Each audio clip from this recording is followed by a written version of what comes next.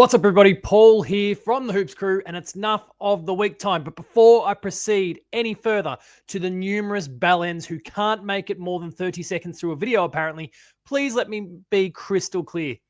I don't care what your politics are. I don't care if you're left-leaning, right-leaning, whatever. This is not about that. So please use both ears, use that big thinking brain of yours, and let's have a proper conversation here. So it's Nuff of the Week time, and as all of you can probably gather, certainly it's kind of almost a part two to last week's Nuff of the Week. The AFL's Integrity Unit is the recipient of Nuff of the Week this week. And of course, it all relates to Izak Rankine and the decision handed down for his homophobic slur mid-match in round 23. Now, why is the AFL's Integrity Unit copping it? Well, I kind of flagged this as a potential possibility last week if he didn't get 5 weeks. But then how we got there is even more baffling. We're going to talk about the consequence, how we got there, and why the Integrity Unit lacks integrity right after this word from our sponsor. The Hoops Crew Media Network is proudly sponsored by Cyril Cook Florist. Visit them at shop 1211 Leather Street in Breakwater.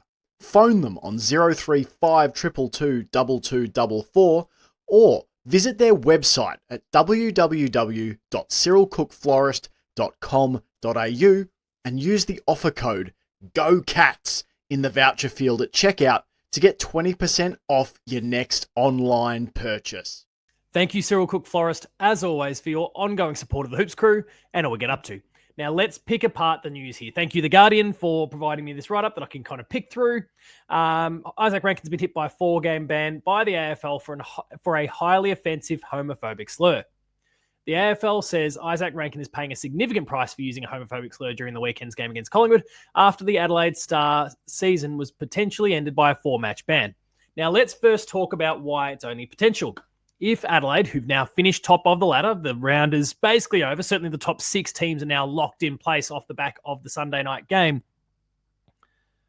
With the top 6 locked in place, we know Adelaide is going to be playing a home game in the first week of finals. If they were to potentially lose that game, God, if they threw that game, but surely they wouldn't be that stupid taking that kind of a risk. If they lose that game, but then proceed to make the grand final, Izak Rankine will be available for the grand final. And that's a trigger point for a lot of people in this particular conversation because, of course, other players have received 5-week bans for this particular, well, whether it's this word or words or kind of comments like the one that Izak Rankine made. It starts with F, and it's a homophobic slur for anyone who's not caught up to that particular part of it. And certainly, I think it's absolutely ridiculous that it's not 5 weeks. Now, what I want to be clear about, and again, big brains on people. Sorry, I'm being condescending to everyone else who's just a genuinely good person and can sit and indulge a conversation. But for the morons who I've seen in the comment section who haven't been able to grapple with a very simple concept. Again, I don't care about your social, political beliefs. It's kind of irrelevant to this particular thing. What we need to hone in on is the precedent set by the AFL. The precedent by the AFL is that, whether you agree with it or not, is that 5 weeks is the consequence for homophobic, or I presume by extension racist, but I can't remember if there's been a racist related one in the last 12 to 18 months on field that's at least been reported on anyway. A homophobic or racist comment gets you a 5-week ban, or 6, depending on whether you're self-reported or not, which is also some weird grey area, but I guess it's like the early guilty plea when it comes to the tribunal. I guess I'll indulge that part of it. But for some reason, Izak Rankine is 4 weeks. So let's pick apart that. Compelling medical submissions were considered in reaching the verdict, which fell short of the possible 5 games and keeps the door open for Rankine to feature again this season. But the AFL CEO, Andrew Dillon, would not elaborate on what those medical considerations were. Did he have a sore toe and then just blurt it out in response? Fuck me. It's absolutely ridiculous. Not to mention how prolonged this process was. 5 days it took for us to finally come to a verdict. After days of deliberation, due to the Crows being granted more time to plead their case for a leaner suspension, the league finally handed down its sanction on Thursday afternoon, seriously denting the club's premiership hopes. Rankine will miss the final round of the home and away season against North Melbourne, obviously been and gone now, and the next 3 games, but he could still return for the grand final should the Crows lose en route to the flag decider. That can only, of course, be in the first week of finals. Everything after that is a knockout. Importantly, the incident was called out by the players and ultimately acknowledged by Izak as wrong. Inclusion and respect are our key priorities for the AFL, central to who we are as a game and organisation, he said. I assume Andrew Dillon didn't speak this poorly in the thing, and this is a few typos from the Guardian. But anyway, players get taunted, players get provoked. When the line is crossed, there must be accountability. And in this instance, Izak is paying a significant price. Let me be clear, this behaviour is not acceptable. But then, sorry, your consequence says otherwise. Now, there is something to be said here for what does the consequence need to be going forward. I think we need to solidify this. I don't know, matrix form, just like what we have with any other football penalty, if you're going through the MRO system. Maybe there needs to be something simple like that that's in concrete, so there's no grey area like this, and maybe it's determined that 4 weeks is actually the right number. And in that case, fine. But right now, we've got a precedent here that says 5 to 6 weeks, and those 5 to 6 weeks kind of stick. And yet, for some reason here, compelling medical evidence, I genuinely do not understand what medical evidence you could bring to the table that would then suggest that it justifies the behavior. He could be in the deepest pits of depression. I hope that's not the case. He could be in the deepest pits of depression, and it still wouldn't make the comment acceptable. And it should be a five-week ban. Like, you've got to be consistent. And this is why the focus of this Nuff of the Week isn't about Izak. It isn't about the actual number of weeks, because again, I think that can be kind of worked out in the future. It's the fact that the AFL has set a precedent for this. They've said 5 to 6 weeks, and then they've changed, because in this case, it potentially unlocks a player for the grand final, and that's a bad optical look. I have no doubt in my mind that optics have played a massive, massive part in this, where they've got to be seen to issuing a consequence, but they can't justify, if Adelaide make it, taking away their best player for a comment that he's made. And it's bullshit.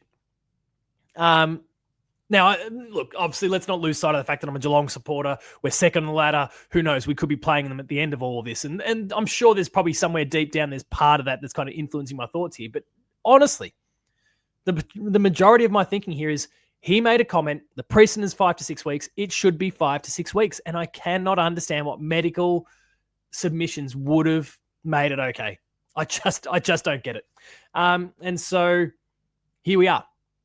The ban is dropped now to 4 weeks. He could well be available if Adelaide win. If there's any justice in this world, and certainly makes some of this noise go away, is that in 2 weeks when Adelaide play their first game of the finals against the Pies might get them.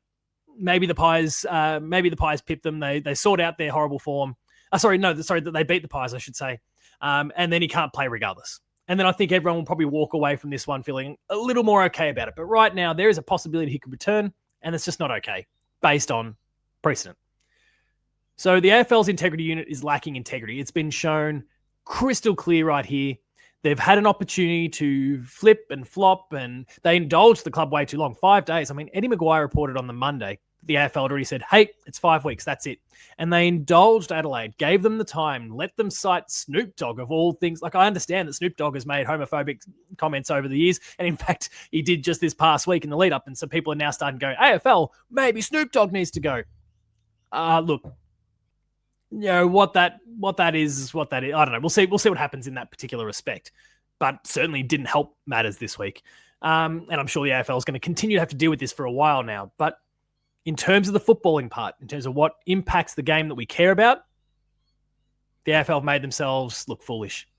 They look like the integrity unit, of all things, looks like it lacks integrity, and that's a problem. But watchers, viewers, listeners, let me know what you think. Is Izak Rankine's consequence of 4 weeks on the money? Should the AFL have stuck to its guns and committed to the 5 weeks they initially did? Will Adelaide win or lose in this first week of finals? And will it all just not matter if Adelaide gets up? I want to hear your thoughts in the comments section.